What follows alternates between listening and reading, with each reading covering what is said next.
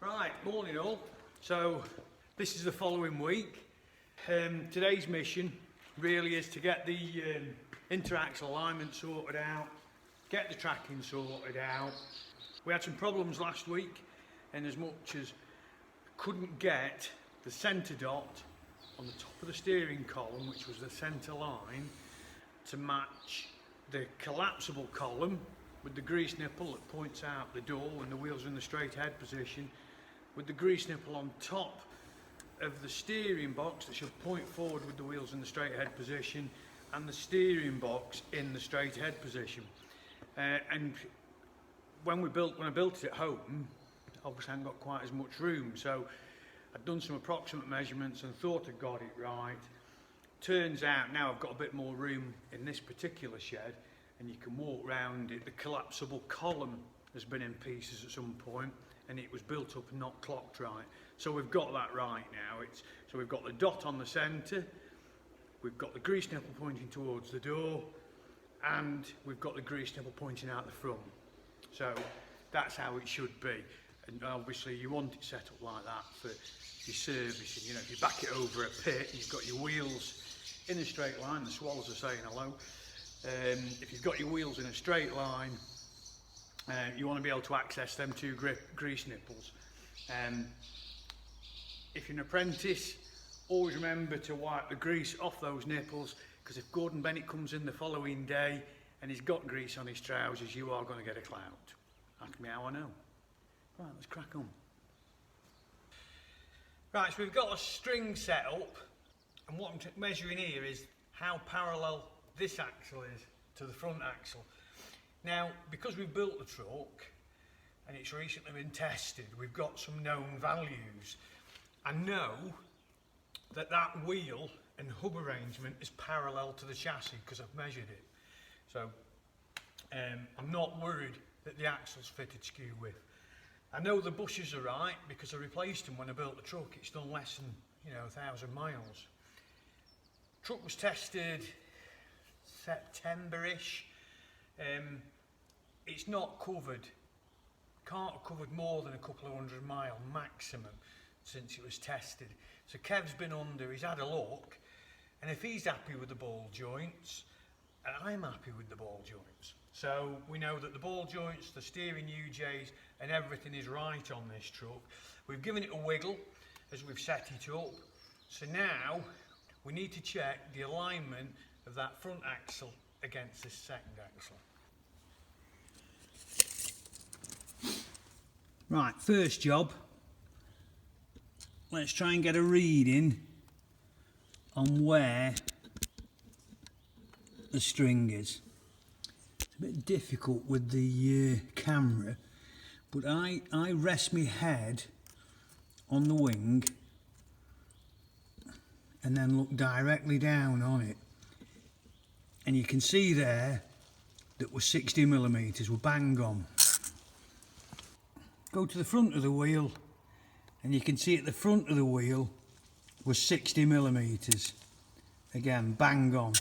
So we know that the string is parallel to the wheel and the wheel is parallel to the chassis. So we then come down to the front. And that's looking at about 98 millimetres, 97, 98 millimetres to me.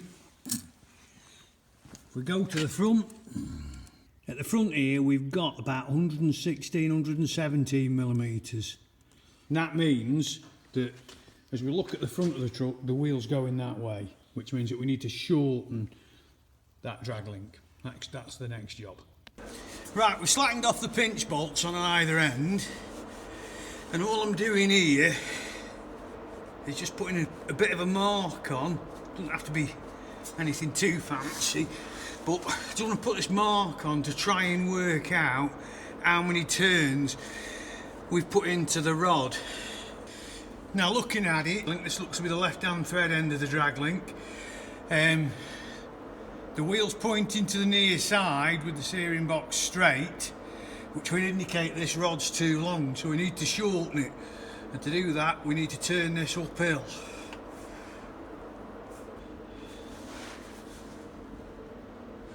That's one.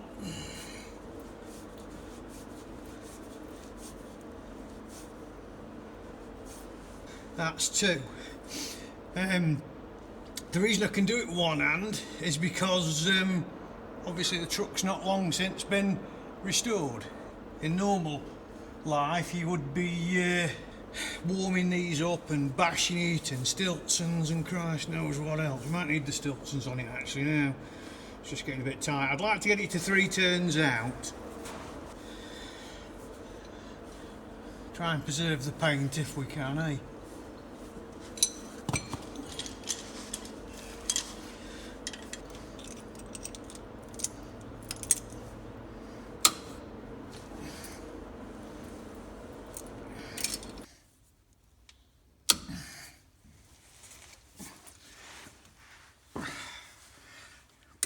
Just one more pull and we've got our 3.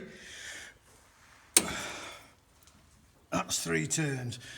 Right, let's have a look at what that does on the measurements. Right, okay, so we'll do all those checks again. We've been in the cab, recentered the steering column, because obviously we'll have moved the steering box. So we've got a 60 again. It's difficult to show it because I can't get the camera properly over the string, but if I'm looking down at it, it's 60. Just can't get the camera to it there, but that's 60 as well. It is bang on the light when you look down, straight down on it. On this one, if I look down on that, this is the rear of the front wheel and we're about 106. And now on this one, the front one,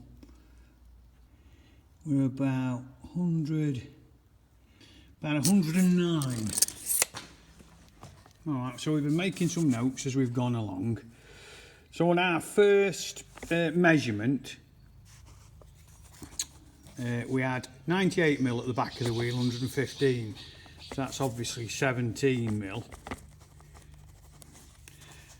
On the second measurement, after the 3 turns on the drag, we'd increase the rear to 906 and drop the front to 109.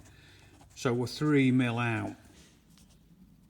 So I think what we'll do now is just give that drag link another 1/4 of a turn and see if we can just get that 3mm a bit closer, but I would imagine that's certainly within tolerance.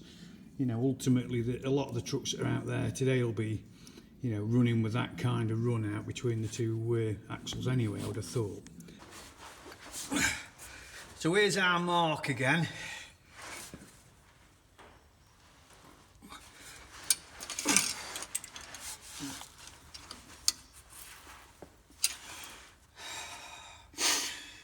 Right, given that the 1/4 turn, what I'm going to do next is try and bring it back gently with the ball joint. See, I've brought the ball joint back and I'm going to lock this front one off. What I want to be really conscious of now is that I lock these ball joints off so they're not necking.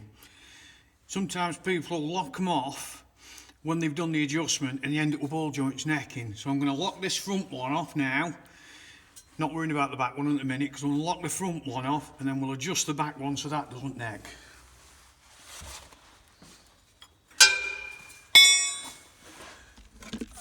Ow. You can see on this rear one we've got this slight angle going on and that's a sure sign of necking and we don't want that.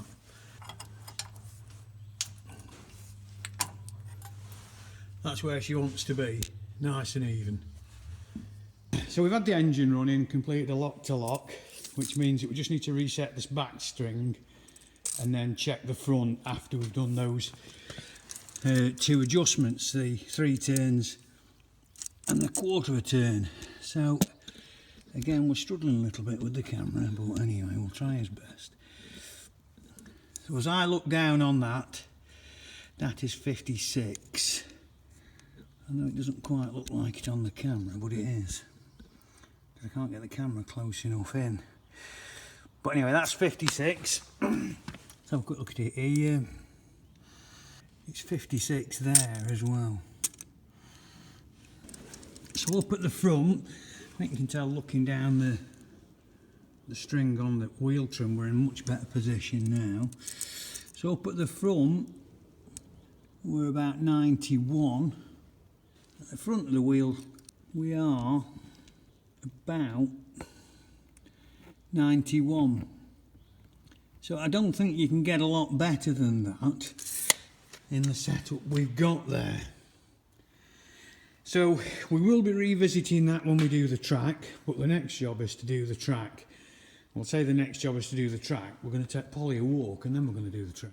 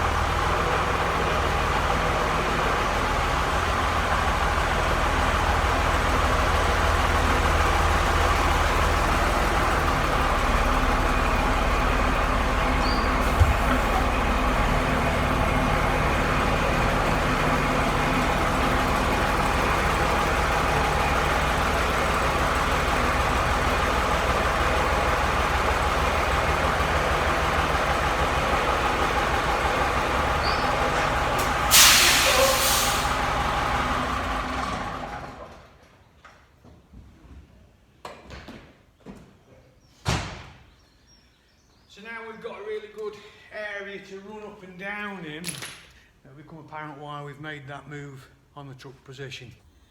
Right, so this is the Thiackley gauge that we're going to use to check the track. You've got this spindle that comes out all the way. It's on a really heavy non-topple base. It's got an adjustment screw on the back.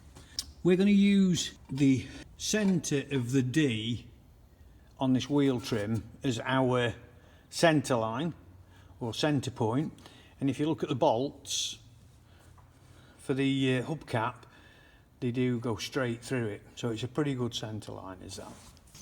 Right, so you can see there that he's centred up on the centre of the hubcap, which is centre point on the axle.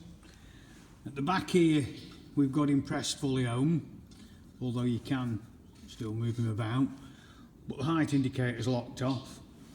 And we've also done the adjustment on the foot plate to zero it or get it level, so that we know that the foot plate is level. We'll do that to the other side now, and then we'll put it on the wheel rim and start the measurement process. We've got the gauges set up on both wheel rims. As you can see, the rod's fully extended out to this wheel rim. Next job is to withdraw this rod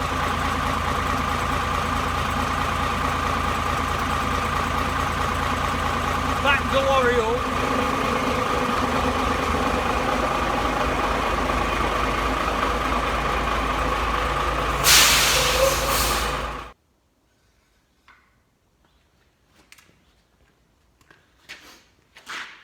So these two rods are going to be in exactly the position they were in when they were touching the wheel rim. I've got my book to make some notes. Just worth noting that the tape measure, you can get it, has got a hole in it. You see that hole? And that is so that you can hook it over the gauge. We've got it hooked over the gauge. I don't need any glasses for this. So that's 2,445 millimetres.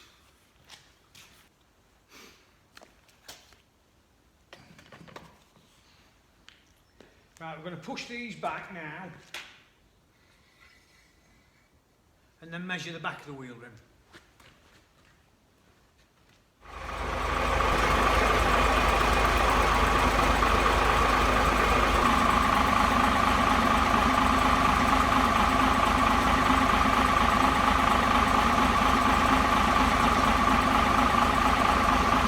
Okay, we're about where we need to be there. So we'll do the same job.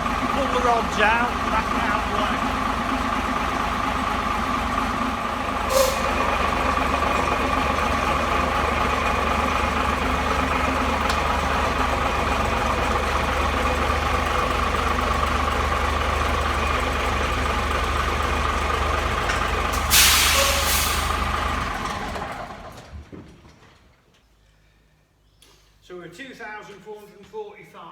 2434.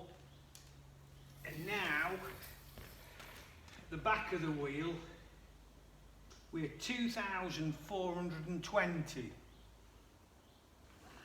So that means we're 25mm or an inch narrower at the back of the wheel than we are at the front, which means that we're towing out. Now, if we leave it like that, we're obviously going to scrub the inside edges of the tyres. So what I've got to do now is get underneath, slacken off the track rod, and then we're going to extend it slightly to push out that back end. Right, same crack as last time. Slackened off the track rod bolts, chalk mark. By the look of it, we've got the end of the thread there. So that would mean the way that's going, that if we go uphill that way, we're going to shorten the rod. We don't want that. We want to lengthen the rod. So we're going to go downhill. Right, so another thing I've done here, I've set the gauge up against the wheel. Because in theory, as I lengthen that wheel, this gauge should get pushed. Hopefully not by that much. So I'm looking for about 10-12mm on that way. Let's see if we get anything.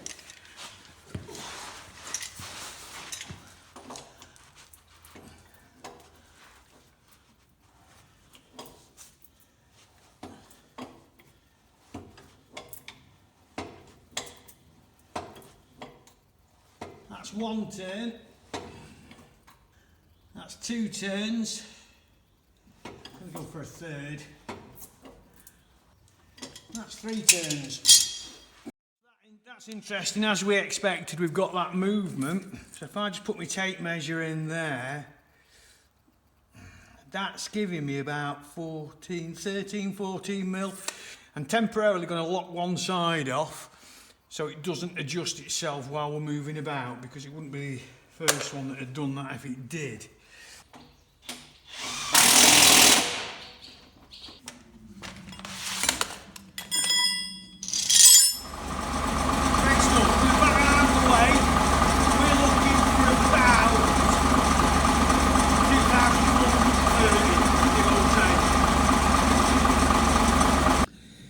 So right, here's the current state of play. That was our first measurement on the front of the rim, which was 2,445mm, which was matched on the rear by 2,420, which obviously meant we'd got -25. We then made the adjustment, which was 3 full turns on the track rod. So the second measurement has moved us from 2,445 on the front to 2,422. And then 2,442 at the rear, which means now we're +20. So in theory, if I take this back, if I take the track rod back a turn and a half, that should put us bang in the ballpark of where we need to be. Now we've just done the second adjustment, we've wound it back a turn and a half. I've just pulled the gauge back, we'll back the lorry out and we'll measure that front now.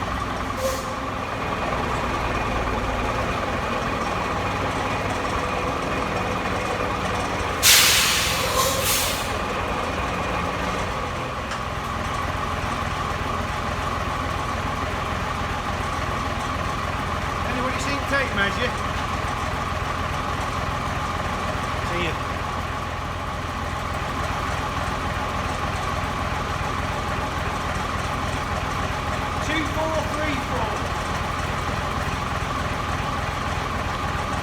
So we pushed the front edge of the tyres out by 12mm.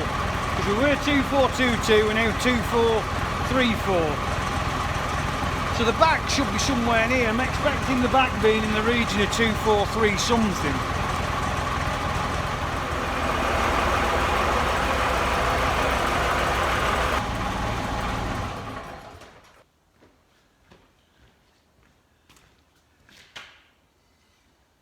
I'll put my glasses on, I'm better with my glasses on.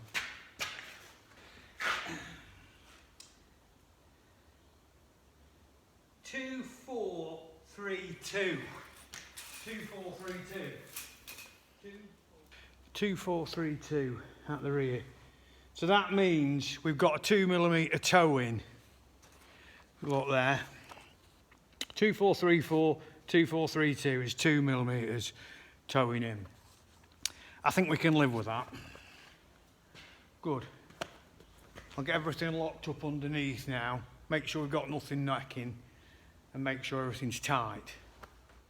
Right, so we're going to have a look at the interaxle now. We've set the string up again.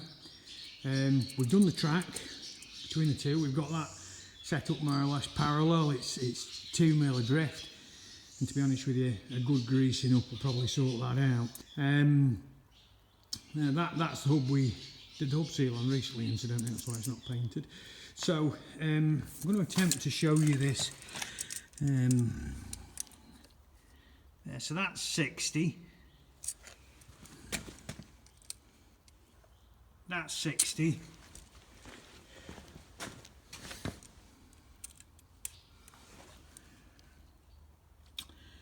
That's 11.5. And that's 11.5. So what that basically tells us is that string is absolutely parallel to that back wheel running down the side of the vehicle to this front wheel. Steering box is centred, steering column centred, steering wheel is centred. We're tracked across, albeit for 2mm. Job done. That should steer as straight as an arrow, but we've obviously got that uneven tyre wear.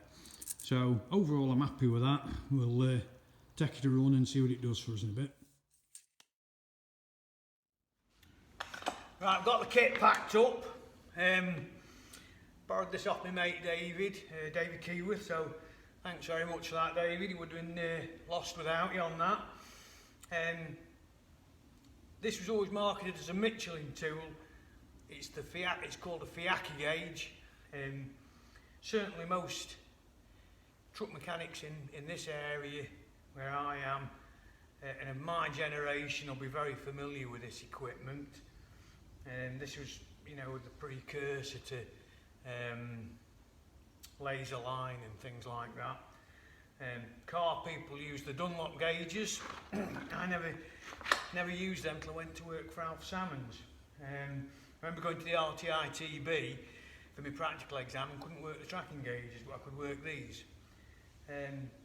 Still relevant. I'd quite happily track a modern day truck up with these. The principles are all the same. Ball joints have got to be in good order. Chassis has got to be straight. Everything's got to be tight. Steering box has got to be centred, and you've got to know where your steering wheel is in relation to your steering wheel. Did I say that right? And you've got to know where your steering box is and your steering column in relation to your steering wheel. If your steering wheel's not pointing straight ahead in the correct position, you've had it. Great stuff. I'm going to wash my hands and take that a run.